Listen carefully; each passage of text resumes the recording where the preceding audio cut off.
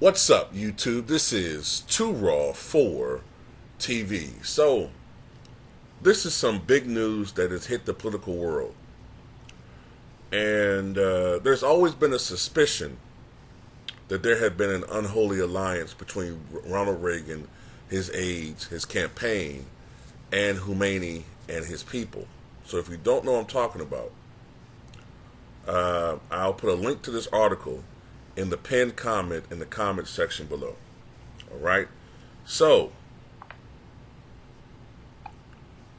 a man by the name of Ben Barnes, a former Texas politician, is claiming he witnessed a plot to sabotage the re-election of President Jimmy Carter in 1980 by delaying the release of U.S. hostages in Iran.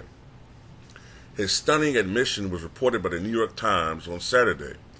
The hostage crisis in Iran blighted Carter's presidency and his re-election campaign, and with the hostages still unreleased on Election Day 1980, the incumbent lost badly to Ronald Reagan. In the 4+ decades since, many have argued he'd have fared far better had he secured the release of the 52 Americans held captive. Now, just to do a brief recap of that, it was on November 4th of 1979 that Khomeini-backed forces, or Khomeini-backed Iranians, or I guess I should say pro-Khomeini Iranians, stormed the American embassy and held the Americans captive for some 444 days, from November 4th, 1979 until January 20th, 1981. And the day that they were released was, guess what? Ronald Reagan's inauguration. Matter of fact, I believe they were released seconds, if not seconds, minutes after Ronald Reagan was inaugurated. Now, at that time, the Shah of Iran was technically in control of Iran, but he was becoming sick with cancer. And I believe it was when he was on a trip to the United States. I may be wrong about that, but I believe it was when he was on a trip to the United States when the embassy was stormed. And I think after the embassy was stormed, the Shah of Iran was, in essence, blocked because Khomeini and his people, the religious individuals, took control of the Iranian government. And the Shah was in America, and ultimately the Shah, seeking treatment for cancer, died, I think it was in June or July of 1980. But anyway, let me go on. But Barnes told the Times that his mentor, former Texas Governor John B. Connally Jr., was determined to not let that happen and help prevent the hostages' release. Now, John Connally, you may remember that name from history. He was the former governor of Texas, as the article states. He was the governor that was in the motorcade with John F. Kennedy when Kennedy was assassinated on November 22nd, 1963. Connally was seriously wounded but survived the shooting. Famously talked about the situation with almost nobody afterwards. He was a protege of Lyndon B. Johnson, in my opinion, the most morally corrupt president we've ever had. But later on, he became an ally of President Nixon. So much so that even though Connally was a Democrat, he supported Richard Nixon's re-election in 1972.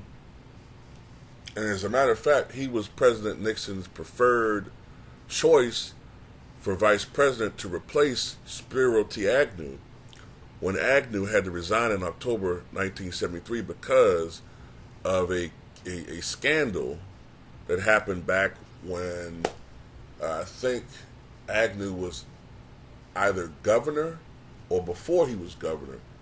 He was a politician in Maryland, and there was a scandal where he took some kickbacks, payments, illegal payments, and they found evidence that he was lying about that, and he resigned from the vice presidency And initially, Nixon wanted Connally to be vice president, but he had to choose later on Gerald Ford.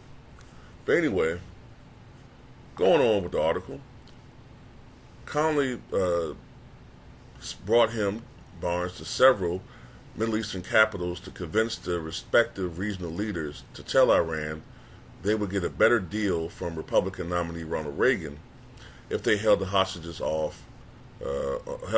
until after the election. This is precisely what happened. After they returned home from their trip, Barnes said that Connally briefed the chairman of Reagan's campaign, William J. Casey, who later became the director of the CIA.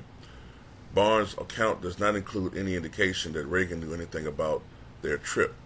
I suspect Reagan knew. Known as the, quote, October surprise, quote unquote, many have suspected that someone close to Reagan's camp was working against Carter's efforts to free the hostages until after the election. But congressional investigations did not confirm these theories, and Connally was not a subject of those queries. Connally had sought the Republican nomination that Reagan ultimately won. His helping thwart Carter's campaign, Barnes said, helped him make a case for becoming Secretary of State or Defense with a new administration. Barnes, who served as Speaker of the Texas House of Representatives and Lieutenant Governor, and who also helped George W. Bush get into the Texas Air National Guard, said he wanted to set the record straight given that Carter is in hospice care. History needs to know what happened. I think it's so significant, and I guess knowing that the end is near for President Carter put it on his mind more and more and more. I just felt like we've got to get it down somewhere.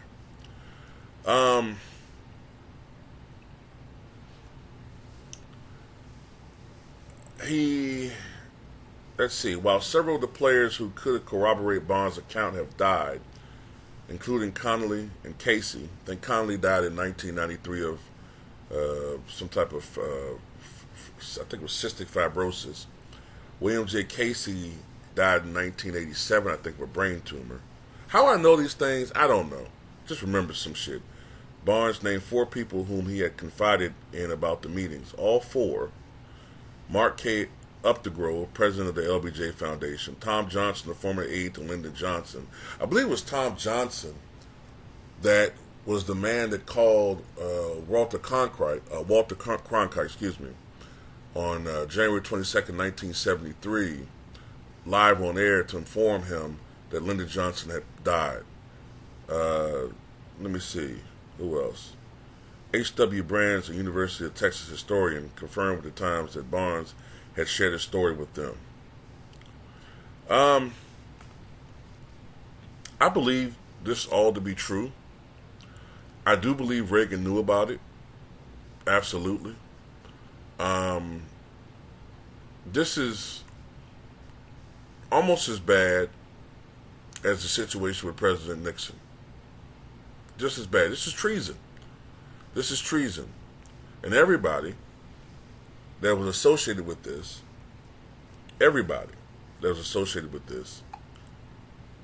should have been charged with treason and imprisoned. But ultimately, we know how these things work. People in power are almost never punished. But I do believe that there's some other people involved that this article is not mentioning. One of them, obviously, think about it.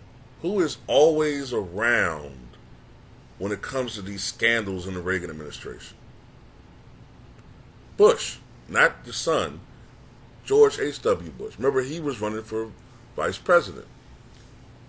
Now, if Reagan didn't know about it, it's only because Bush was the mastermind behind it. That's the only way I can believe that, if Reagan didn't know. But I do believe George H.W. Bush was involved, and I think Robert Gates was involved. All right? Now, what makes Robert Gates even worse than Bush is that Robert Gates, who you might remember as Secretary of Defense from 2006-2011, he was initially a member of the Carter administration. But he was a mole.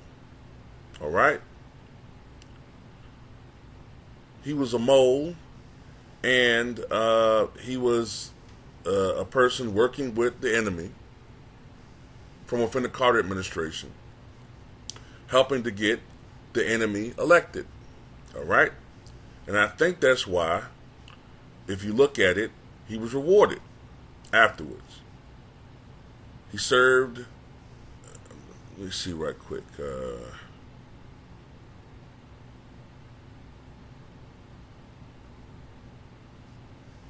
Because look, he served in the CIA. He was involved in the CIA when Bush briefly was head of the CIA.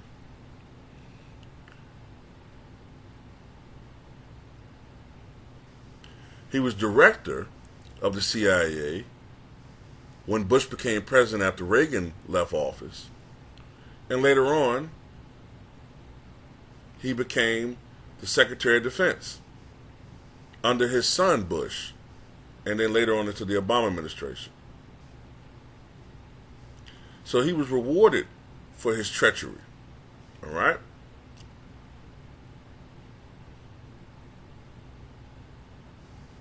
But anyway, yeah, I believe it. I believe wholeheartedly that the Reagan administration committed a treachery. You know, I believe they gave the Iranians arms in exchange for them delaying the release of those hostages, which had to, if you're a family of one of them, you extended their agony for months.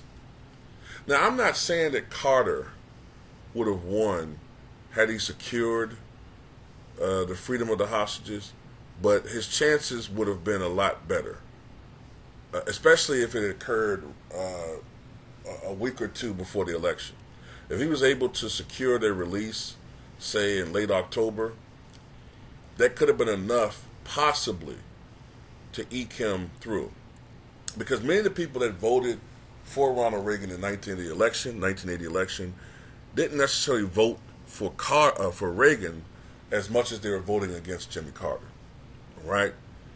And a lot of those voters could have easily switched over and voted for Jimmy Carter. Matter of fact, I think up until the last week or week and a half of the election, it was a close election, but that last debate was just enough, with the economy going the way it was, with gas prices, with the misery index so high, inflation, stagflation, and with the hostage situation going on.